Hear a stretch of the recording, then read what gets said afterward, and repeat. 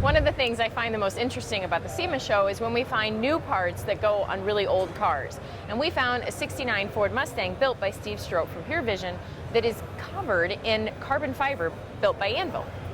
Steve, can you tell me, the whole car has got carbon fiber on it, right? Yeah, it's from end to end. There's a whole lot of carbon on the car. And when Matt, the owner of Anvil, came to me, we actually were discussing some potential projects.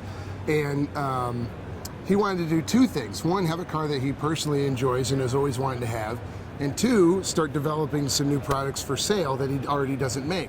Well, he's kind of got the market covered on carbon fiber stuff for first and second gen Camaro. So we were thinking, well, maybe it's time to move into the Ford camp. And now there's obviously a couple of decisions to be made. There's very popular camps. There's the early 60s, then the ever popular 67, 68, like the Eleanor years. Right. And then these, the 69 and 70s, which is my favorite. And in discussion, we found out was Matt's favorite.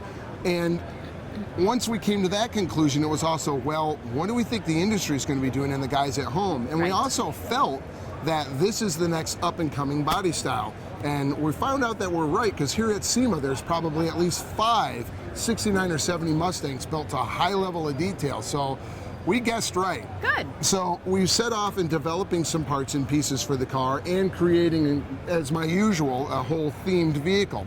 The front chin spoiler is carbon fiber. Okay. Now the lower valence we modified. I actually took the factory turn signal buckets and we created them to be fresh air ducts back to the front brakes. Okay. Moving up, we obviously have a carbon fiber front bumper. Okay. Going a little higher up from the bumper, in the grille, there's some trickery going on.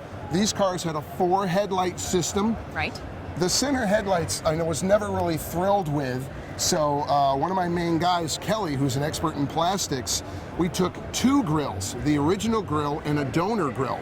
From the center area that isn't broken up by the headlight, we took that, brought it over, and made a one-piece grill, all from the 69 Mustang grills. Okay. And then we took hella driving lights, put it behind the grill, kind of a little more European driving light feel. Right. So from 20, 30 feet out, you still see 4 lights. It's still familiar. Now, the Mustang guys are going to instantly notice the difference on the hood. We got rid of the standard bulge on the Mustang hood, which we jokingly referred to as the ironing board, because it kind of looked like an ironing board on the top of the hood. Okay. What we did here, me and Matt had discussed it, we both love the Aston Martin DBS, and so we did a real slow power bulge, rise and fall to the back of the hood. And these ducts are fully functional. They're behind the radiator, so they'll pull out hot air and have it escape. So they're not just visual, they're fully functional.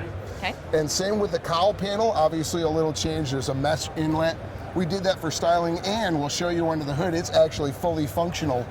One of the big pieces, obviously, is the front fender. This is also carbon fiber with a little bit of trickery going on. We wanted a little wider tire. The Mustang suffers from not a lot of front wheel well room. Okay. So we had split the original fender, pulled it out about 1 1/8 inches, and then grew the radius real slow from front to back, so it wasn't just a big, it wasn't a giant flare.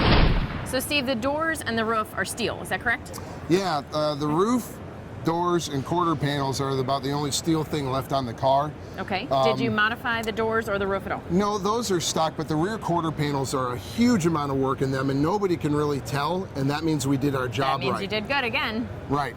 One of the quick things is this inlet is actually functional now. Okay. That's fresh air ducting down to the rear brakes. Okay. That was a lot of fun to make. Yeah. But it worked very well. But the big trick going on here is this stock flare fitting a 345 tire.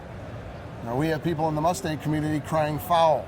Foul. Foul. And what was done, my master of metal at the shop, Pete. Okay. This location here at the door jamb. Yes. And this location here at the tail panel. Yes. Are completely stock. Okay. The quarter panel is bowed. So we took a quarter panel and made cuts in it so it would bend. So at this area, we'll call it at 12 o'clock. Right. At 12 o'clock, this quarter panel is 1.5 inches wider than the factory. So at the center of the hips, this car is 3 inches wider than factory.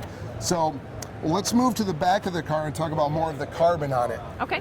Basically, everything back here, as far as an external body part, is carbon fiber. The deck lid, the 3-piece spoiler kit, the rear quarter extension, and the flush fit rear bumper are all carbon fiber. That's why we left this exposed on the pieces.